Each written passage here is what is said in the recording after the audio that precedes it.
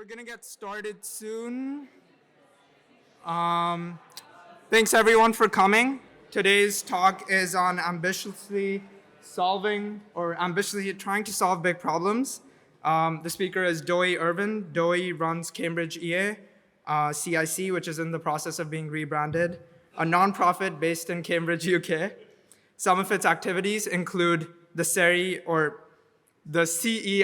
Fellowship, the AGI Safety Fundamentals Program, the Alternative Proteins Fundamentals Program, other cause area field building, talent strategy and recruitment in AI safety, biosecurity, nuclear security, climate change, China and global cooperation, and animal welfare.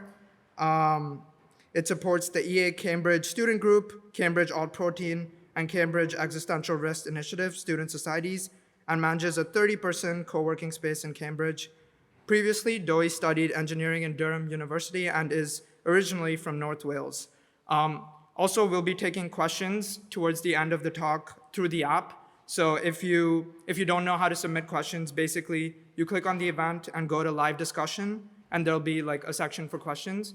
So feel free to submit them anytime during the talk, and we'll be taking it in the end. So yeah, with that, I'll let Dewi take it.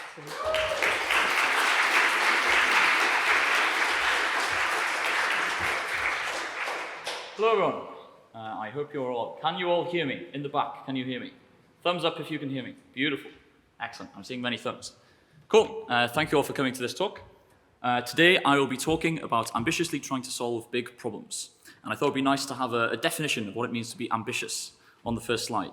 So having or showing a strong desire and determination to succeed. So first of all, I'll just jump into a bit more on who I am. I thought I'd add a little Wales flag. If you didn't know, the Welsh flag is the best flag in the world. So I'm from North Wales. As Sanas mentioned, I studied engineering at Durham.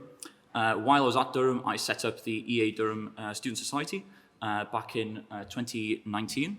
Back then, we had an enormous £800 pizza budget. And the first event that I ran was actually a conference, which had 10 attendees in total, 5 of whom were my friends, and 5 of whom came from EA Sheffield. So exactly no one from Durham attended. And that was quite fun. And then afterwards, really enjoyed doing community building there. In 2020, in October, so about a year and a half ago, I started working with Eve McCormick at EA Cambridge, which was a really fun job. And at that point, it was a student society, and started lots of different projects. I saw a lot of gaps in the market in community building in terms of how we can support more people. And so started a lot of different projects. A lot of them grew quite a lot. There was a lot of demand for various things that we were doing. And so I was very fortunate to be able to recruit and hire many more people to join the team. And I also wanted to work with more amazing people who could themselves come up with awesome projects that could inspire more people to solve big problems. So yeah, we founded the Startups, which is kind of a spin-off from the student community. And yeah, we're focused more on global talent strategy, education, and recruitment. So what are the goals of this talk? So first of all, I want you to feel empowered to spend lots of time learning and reflecting on the problems in the world. I want you to consider developing relevant skills and gain relevant experience, and to take this very seriously. I want to make the case that the biggest problems in the world are very hard to solve, in case you haven't already noticed, but that progress has been made in the past on solving huge problems, and that all of you in the room could help solve the biggest problems that humanity is currently facing, if you were to really try. And finally, I want to inspire you to move in the direction of actually solving the world's biggest problems. And I quite like this phrase of moving in the direction. You don't need to do the thing that is most effective right away, but moving in the direction of the things that you think are most promising, I think is really exciting. So, the world's problems are pretty big. I'll just quickly scoot through these because I'm sure you're aware of them, where factory farms are pretty terrible, nuclear war is pretty scary, synthetic biology is very scary in terms of creating more pathogens in the future that could cause global pandemics. Global health and global poverty is pretty terrible. Climate change is a thing that we're all contributing to, and we're not at the verge of solving anytime soon.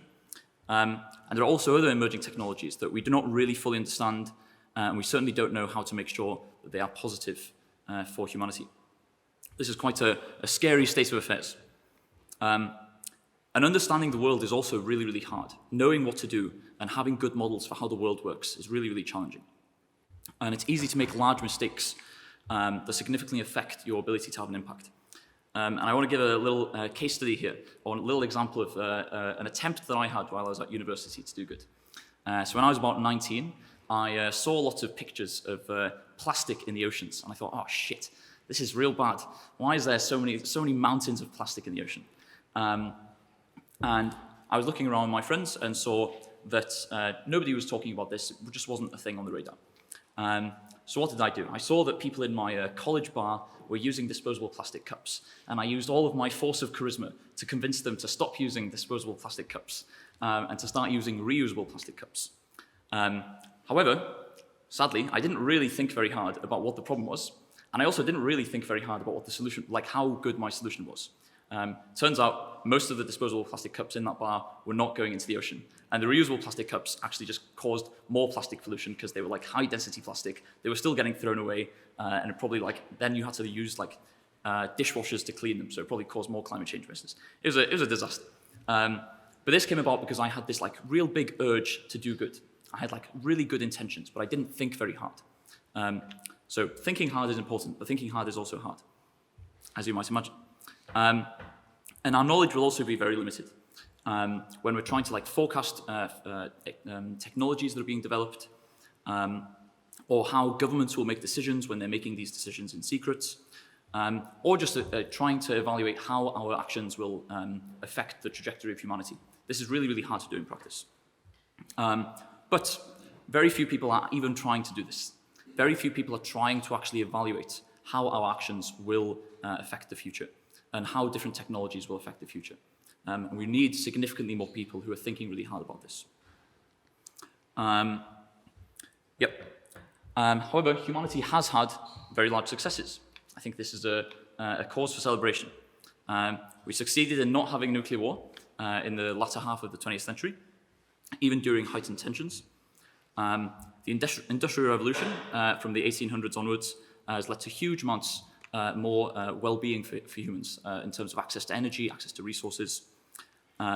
We eradicated smallpox via huge efforts to develop more vaccines and use various ring vaccination techniques and other things, and an actual determination to eradicate it.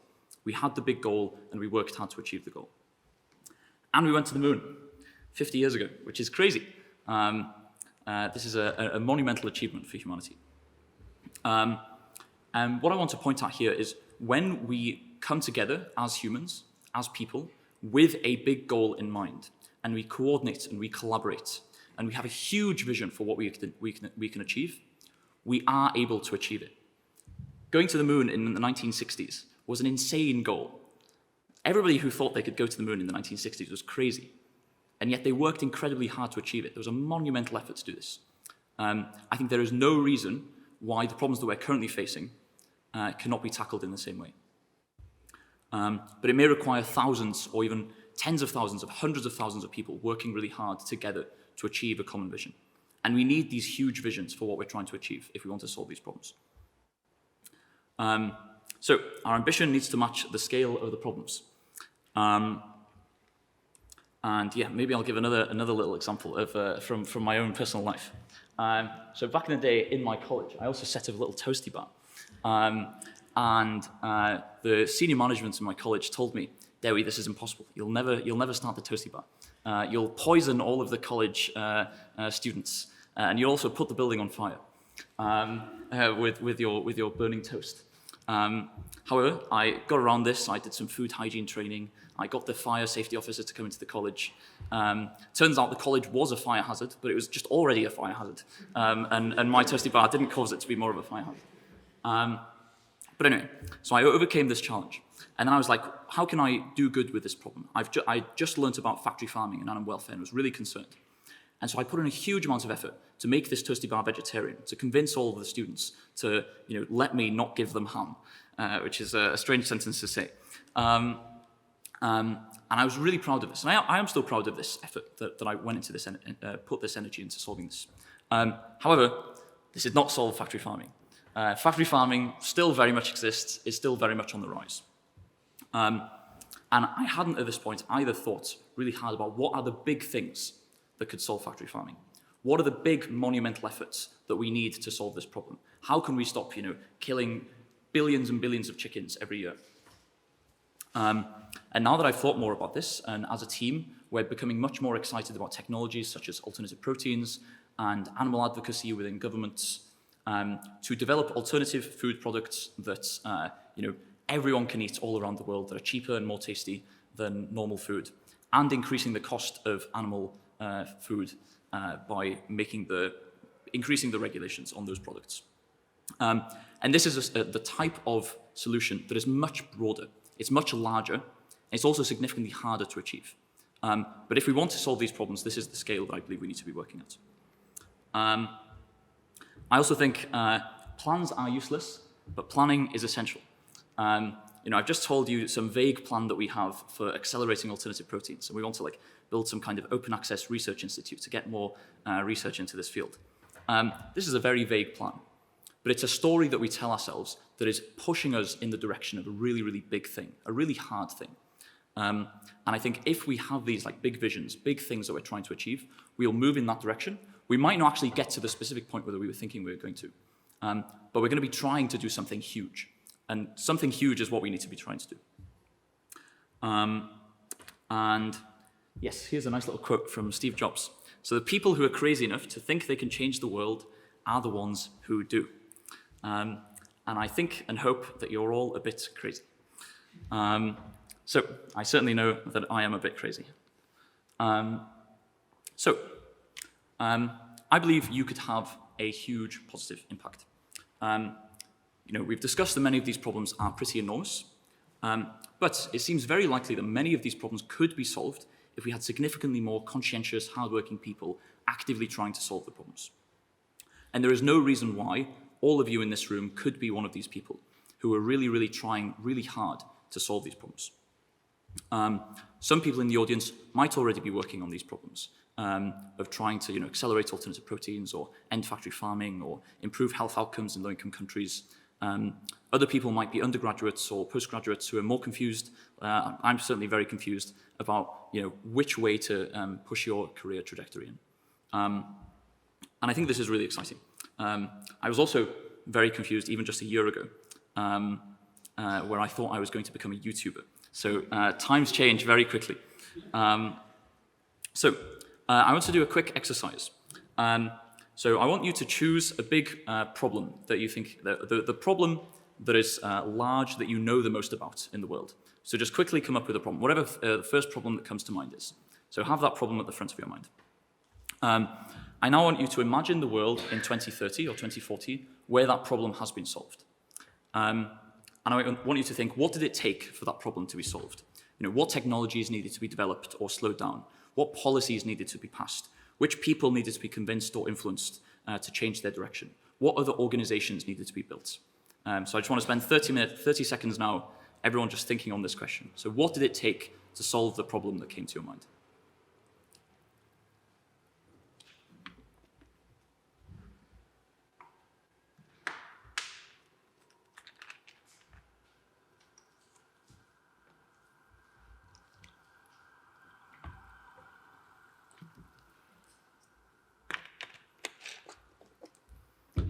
Now, the second thing I would like you to think about is how might you be able to make this more likely? You've developed very quickly, you've chosen a certain problem in the world. You've thought very quickly about what might it take to solve this problem in 10 or 20 years' time. How can you then use your career to accelerate this progression, to make this world a reality? So I want you to spend 30 seconds also thinking about this. And this might be a scary exercise, but I think this is the type of thinking that we need to be trying to do. So how can you make this more likely? What skills do you need to develop in order to advance your career in this direction?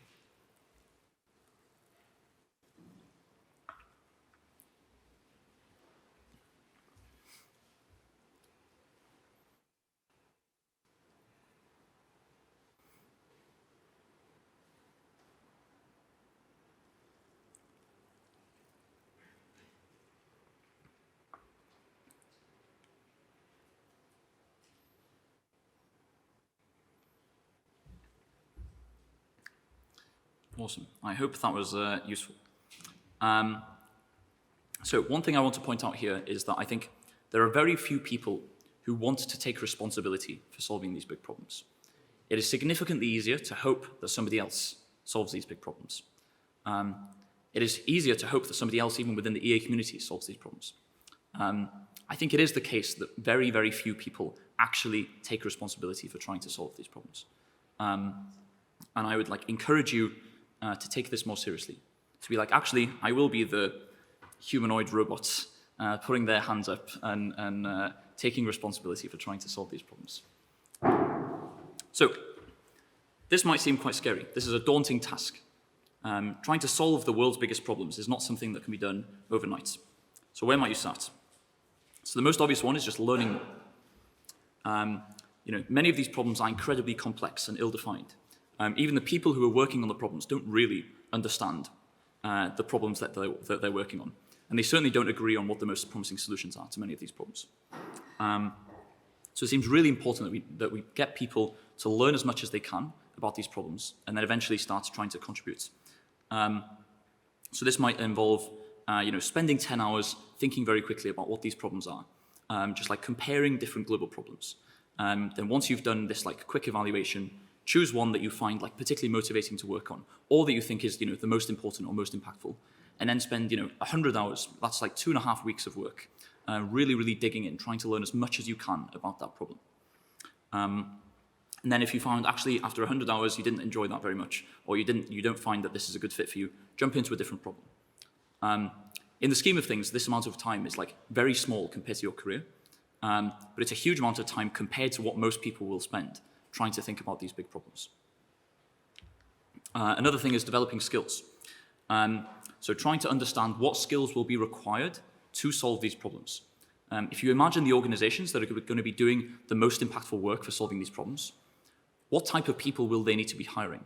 What skills will they need to solve this problem? And then how can you develop those skills? And if you identify these skills, then find who has these skills currently. Which organizations have personnel who have those skills? And how can you go work at those organizations or talk to people at those organizations in order to develop those skills? And I'd especially like to nudge more people in the audience to take the idea of leadership skills more seriously. This is a thing I'm very excited about more people in EA doing. As we've talked about, many of these problems might require thousands of people to solve. And I think we are lacking in people with excellent leadership skills within this community at the moment. If we want to be building huge organizations, we need people who have the vision and the capabilities to create those organizations. And if anyone wants to talk about this later, I'm happy to chat about it. And yeah, we have lots of funding, we have lots of problems, we have some ideas about how to solve the problems, but we don't have many teams who are actually going about and solving the problems in practice. And I think there's something particularly special about teams trying to solve problems. Though this is more of a personal take. Second is gaining experience. This is similar to the, go work at the organizations doing things that is similar or related to how you think this problem can be solved. And I'd note that most of the work being done in solving many of these problems is done entirely outside of the EA network. So many of the skills that we need to solve these problems do not reside within the EA community. They reside outside of the community. This might be less so for X-risk focused things, but a lot of these skills can be developed outside. So I feel quite excited about more people taking this seriously, spending 2 years in an organization where they can really rapidly develop skills in a highly professional team, and then bring that expertise back into this community where we can apply it to solving the biggest problems. And network with people inside and outside of EA. This is what I'm sure many of you are doing at this conference. And then move in the direction of the solution. I will speed up slightly. So actually solving the problem, what does this entail? So once you've spent time learning, thinking, brainstorming, networking, gaining experience for a few months or a few years, something needs to be done to actually solve the problem. The way that impact is created is when the problem is solved, or well-being is improved, or things like this. And the problems do not get solved by default. So, try to identify some gaps in the market. What problems currently seem really, or what solutions currently seem really important that are not being worked on by anyone, or don't have teams focused on them. where you could add your skills to either create an organization or join similar organizations doing that type of work, or strengthen organizations doing work that you think is really important. And then coordinate and collaborate. I think this is, again, really, really important. We should not be trying to operate as individuals. This is a growing community with many, many, many talented people. And I feel really excited about more people collaborating and coordinating. Another point here is that many people have spent decades thinking about these problems, and they have expertise and things that we can learn from them that I think is really exciting. But be careful of doing more harm than good. I think this is really important to point out. For alternative proteins, it could be doing the equivalent of what has happened with GMOs, where they just get regulated out of existence in the European Union. And there's similar ones with increasing the salience around the power of certain emerging technologies, which would be very bad. So yes, you want to be big, but you want to be careful. But being ambitious is often quite scary. I hope I haven't scared you too much with this. My internal experience is often something like, oh my God, the world is full of these problems. I have to personally try and do all of the work to solve all of the problems. Now then, this is clearly totally insane. But this is how I feel, at least. And I don't want you to feel this pressure to do everything, because this is clearly not an actually effective way to solve anything. The world has 8 billion people, and I'm sure we can leave some problems to other people to solve. But if you think there are some problems that are particularly pressing, where you have a great comparative fit, then trying to prioritize those is really important. So zoom in on a specific problem that you think is really important. And you also don't need to solve the entire problem alone. As I've mentioned, there are amazing people that you can collaborate with. There are amazing teams where you can be supported to work on these problems. And finding great colleagues is a very, very fun process. You also don't need to totally understand the problem. I think this is a common failure mode of people working in these highly uncertain spaces, where we just perpetually think, oh my God, I have no idea what's going on. I know nothing. I can never know nothing. This is certainly how I felt in the past, of trying to imagine okay, what the hell is going on with so many of these advanced technologies and international relations, and it's just a total mess. I don't think you need to know everything at all. Nobody can know everything to start solving these problems. But it's still really important to continuously try to develop your understanding and try to understand what is likely to happen in the future. And yeah, you also don't need to be the best. There is no such thing as the best person for these things. We just need more people working on the problems, who are working really hard, working really conscientiously. So one of my final slides. I also think being ambitious can be really, really fun. So if you're working on these types of problems, then you have the knowledge that you're working on something that is making the world significantly better. Very, very, very few people have this awareness or this knowledge that they're doing something that is insanely important for the world. You'd also be working closely with inspiring and highly capable colleagues and collaborators. If you're having a bad day, then you know that your colleagues will be able to support you. They're all aligned with this mission of doing the most good. This is awesome. And there's also lots of short and long-term problem solving. And if you enjoy trying to solve problems, then trying to solve the biggest problems in the world seems like a good place to start. And you are incentivized to improve. And if you enjoy improving and developing your skills, then trying to work on these problems is also a great place to start. I'll skim through these. These are just some examples of teams that are doing awesome stuff.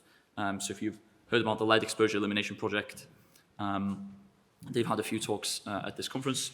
The Nucleic Acid Observatory is one proposal in the biorisk space, which is pretty huge in scale in terms of doing global biosurveillance. And then there's other ones that I'll skim through. And so given that I am in the community building space, I thought I'd finally touch on some things that seem quite exciting within this space of identifying talented people and getting them or inspiring them to work on important problems. So one thing I feel particularly excited for community builders to do is try to think about what are the talent requirements for solving these problems. How can we, in practice, actually get the most really, really great people to work on solving these problems? Trying to develop frameworks in your mind for how more personnel turns it into impact. and orienting your work around that. So not just assuming that getting more EAs turns into impact by default. Also creating spaces for co-working and excellent events and socials, and developing and practicing your interpersonal skills. So, in conclusion, improving the world requires more people to use their careers to do really challenging work. You'll need to continuously learn more and develop new skills to be the most effective you can be. And solving these problems is also really, really hard, but it's not impossible. It can be done. And you could have a huge impact if you think really, really big, spend lots of time evaluating your options and the most effective paths you could take, and then move in the direction of solving the most important problems. Thank you.